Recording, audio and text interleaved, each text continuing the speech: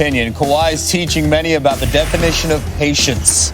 We continue to wait on the biggest decision this offseason. Will this date be known as Kawhi the Fifth? With the NBA Finals MVP, anything is possible. Now, where would the best landing spot be for the reigning Finals MVP? Returning to Toronto if Danny Green also comes back? Doesn't look like it. The champs would keep their starting lineup intact, which includes Lowry, Siakam, and Gasol. They posted the second-best point differential among a five-man lineup in the playoffs. Let's say Kawhi goes to the Clippers. Then he would be able to dictate the offense, as LA was one of three teams that did not have a single player averaging 65 touches per game this past season. What about that other team in LA? If he goes to the Lakers, it would be a perfect fit if Los Angeles wants to maintain its Showtime style offense. LeBron, Anthony Davis, and Kawhi all ranked in the top 15 in transition field goal percentage last season. But keep this in mind, they would only have one basketball to play with. Woj joining us with much more. Where do things stand right now as we continue to wait on Kawhi? At a standstill, Kev. The teams, the league really, they're all waiting on Kawhi Leonard. And, I think there was some hope that he'd have a decision by the end of the week. It's Friday. It's 6 o'clock Eastern.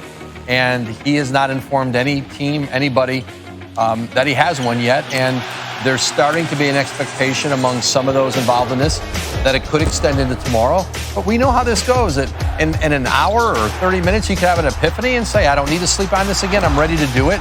And, there's an unpredictability about how this will resolve itself. And if he does have that epiphany, we know you'll be here standing by live joining us. Now, as this thought process continues to drag out, when I say drag out, it's less than a week. It's his life. He gets to decide. What does it tell you about that thought process each passing hour? Listen, it could mean that he's torn and it's down to two teams, or he's still considering all three. It could mean he's known all week what he's going to do, but he wants to validate that thought. He wants to sleep on it again and be sure. Only he knows. He'll explain it, or he won't when it's over, or he'll just show up at training camp and put on a uniform. He is a unique talent, no doubt about it, on and off the court. And when you go by his pace, you've covered many free agent superstars through the years. Can you compare this thought process to anybody else's? Well, no. This has been unique in that it has been kept contained. It has extended out.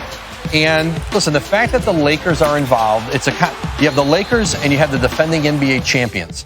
And the chance to put together with LA a big three, maybe unlike we've ever seen, or to bring back a team that would be probably a favorite again to do it, I think that only elevates the intrigue around this decision. This feels like an all or nothing, chips in the middle of the table, because when he makes his decision, the team he joins, suddenly you're talking about NBA odds to win it all. The other two teams, the domino effect, what effect could that have on the other two teams who would have a ton of money now that they have to spend?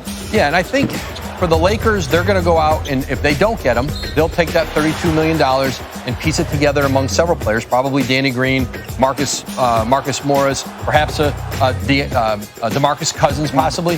The Clippers, because they have so many draft picks and they have cap space, and they have a very good team coming back, they don't have to go out and spend all that money. They probably go back into it. In Toronto, there's not a lot of changes to that roster in the short term. If this story breaks, we know Woj will be standing by live. Thank you. Thanks, Kev. Still to come on SportsCenter, we're live. Dominate.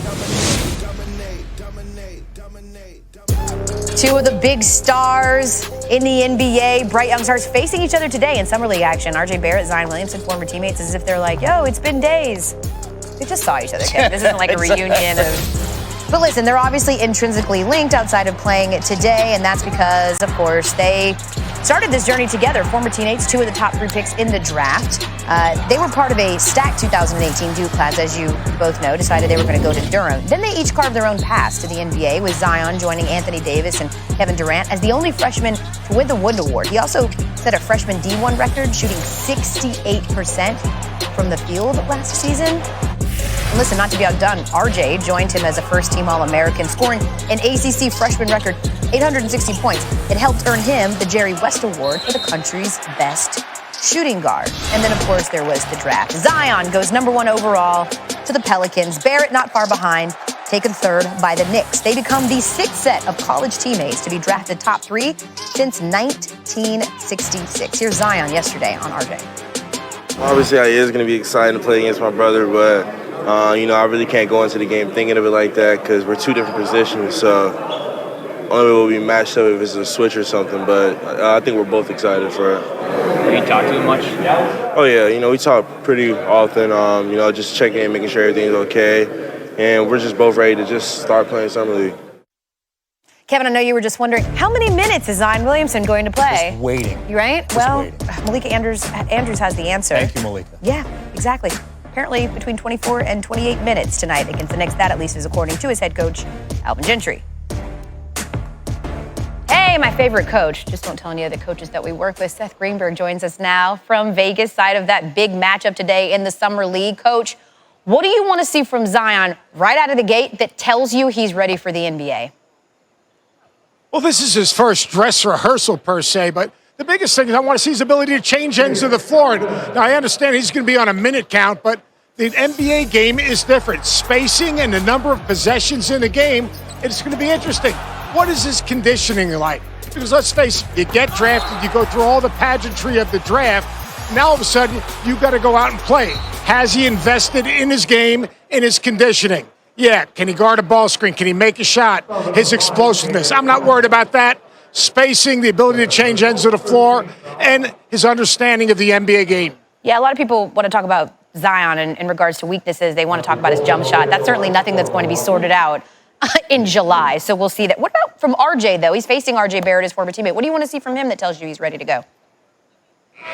To me, when I look at R.J. Barrett, R.J. Barrett is, to me, a guy that is built for the NBA as well. He's got NBA size, he's got NBA skill set, he's got the ability to get in the lane. The biggest thing I'm looking for, can he make other guys better? We know he can score, we know he can get to the line, we know he's got a middle game.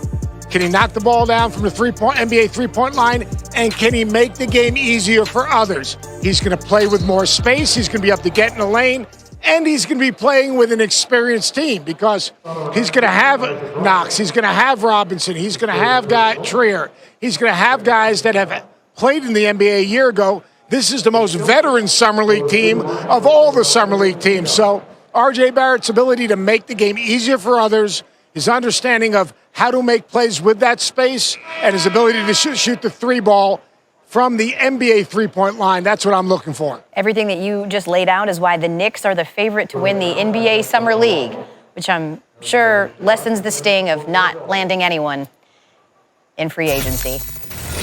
I keep a fire deep inside, but it gets dark.